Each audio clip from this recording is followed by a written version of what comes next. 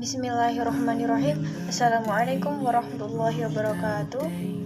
Alhamdulillahirabbil wa bihi nasta'in wala umur dunya waddin. Assalatu wassalamu ala asrofil anbiya'i wal mursalin wa ala alihi wa ashabihi ajma'in, amma ba'du. Jadi di sini saya atas nama Adila Najwa Ahsan Nadia dari kelas IPA A dengan mata kuliah studi fikih akan menjelaskan tentang materi dari pertemuan pertama hingga pertemuan ke-7 mata kuliah studi fikih. Memasuki bab pertama, kita akan mempelajari tentang pengantar studi fikih. Di sini kita akan mempelajari beberapa materi. Yang pertama yaitu ada pengertian fikih. Selanjutnya kita akan mempelajari tentang sejarah perkembangan fikih.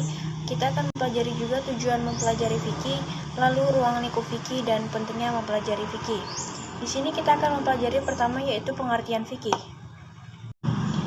Fikih berasal dari bahasa Arab yang artinya memahami atau pemahaman. Bisa juga diartikan dengan mengerti.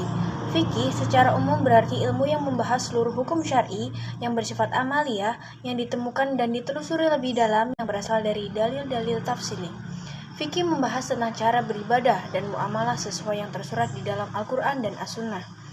Di sini selanjutnya kita akan mempelajari tentang tujuan mempelajari fikih. Hukum fikih termasuk wajib, haram, dan sejenisnya.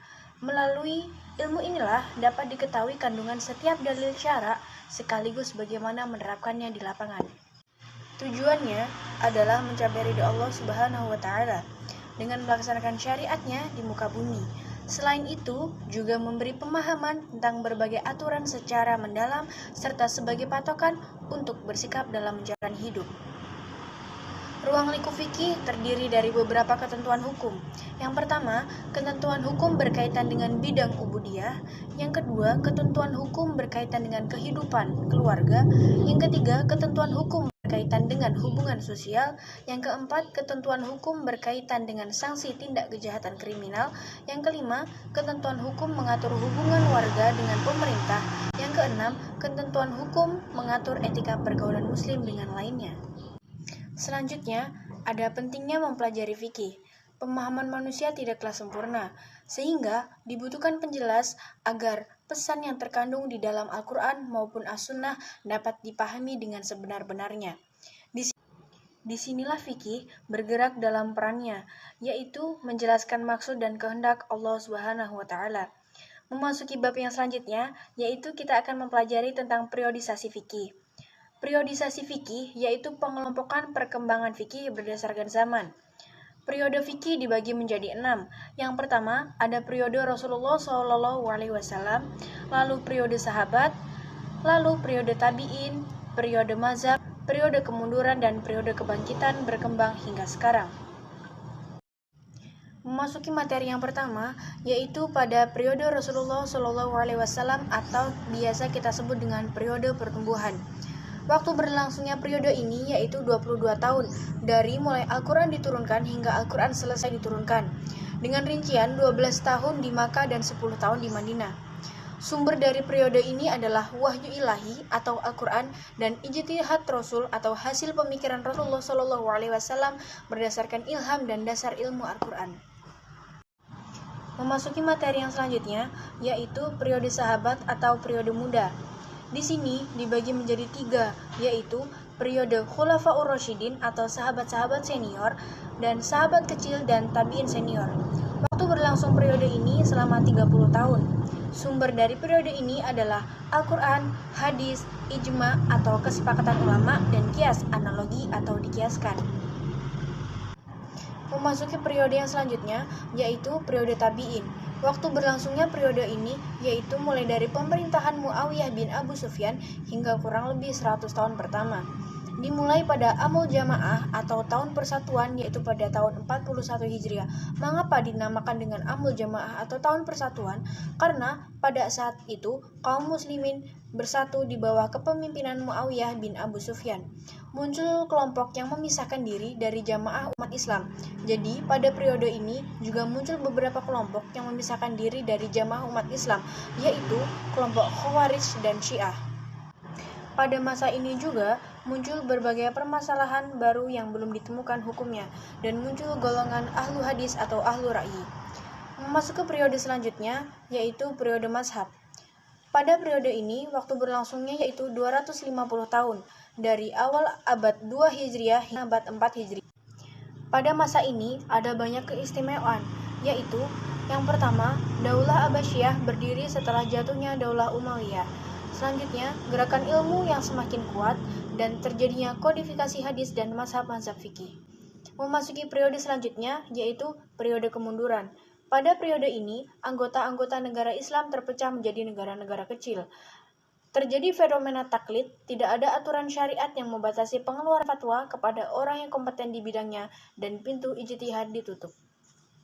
Memasuki periode yang selanjutnya, yaitu periode kebangkitan hukum Islam atau fikih hingga sekarang. Waktu berlangsungnya periode ini, yaitu dimulai dari abad 12 hingga sekarang. Ditandai dengan yang pertama, munculnya majalah Al-Ahkam Al-Adhliyah pada tahun 1286 Masehi. Selanjutnya, ada berkembangnya upaya kodifikasi hukum Islam, munculnya pemikiran untuk memanfaatkan berbagai pendapat yang ada di seluruh mazhab sesuai kebutuhan zaman. Selanjutnya, kita akan mempelajari tentang karakter dan keistimewaan fikih. Di dalam bab ini juga terdapat poin-poin penting. Yang pertama, yaitu dasar-dasar fikih bersifat wahyu. Yang kedua, pengantar untuk hukum fikih.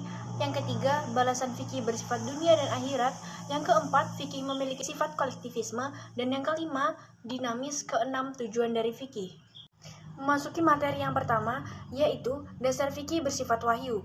Bisa dilihat dari sumber fikih Islam, substansi sumber fikih Islam, dan tujuannya, yaitu memberikan maslahat dan menyelamatkan dunia dan manusia serta karakter fikih. Memasuki materi yang kedua, yaitu pengantar hukum fikih menjadi keistimewaan fikih, karena adanya pengaruh yang mensugesti secara kuat dan adanya komitmen keadilan yang mendatangkan pahala di dunia maupun di akhirat.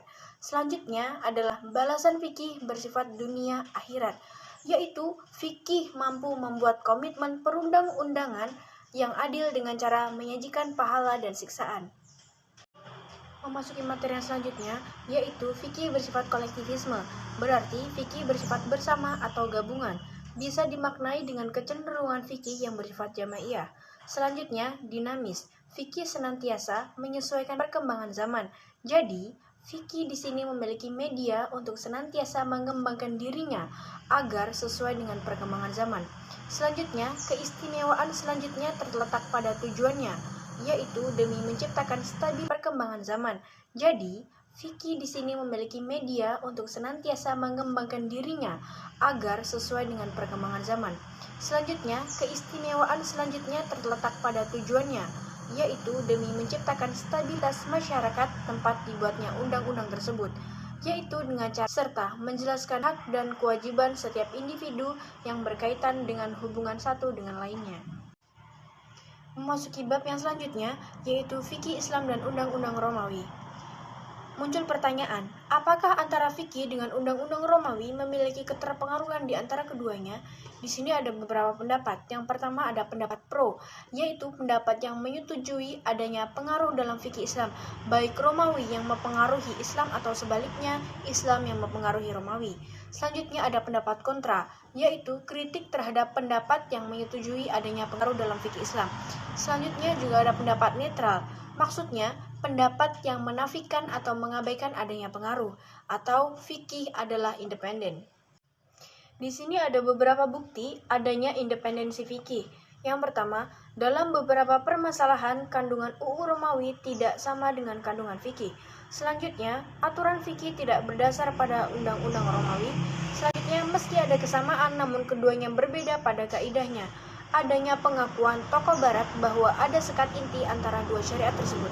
Kesimpulannya adalah undang-undang fikih sama sekali tidak mempengaruhi undang-undang Romawi. Fikih Islam adalah hukum yang independen. Dinyatakan sudah jelas bahwa kandungan yang terdapat pada undang-undang Romawi dan undang-undang malah menunaikan kemaslahatan manusia yang beragam dan hanya bisa diraih dengannya. Selanjutnya ada fikih dan cabang-cabang dalam undang-undang. Yang pertama, Qanun al-Kash, yaitu undang-undang khusus. Yang kedua, yaitu Qanun al-Murafat, yaitu hukum acara. Yang ketiga, yaitu Qanun ad-Dawli al-Khas, yaitu undang-undang yang mengatur persoalan dua negara, persengketaan orang asing dan persengketaan antar negara. Selanjutnya ada Qanun al-Am, yaitu undang-undang internasional umum.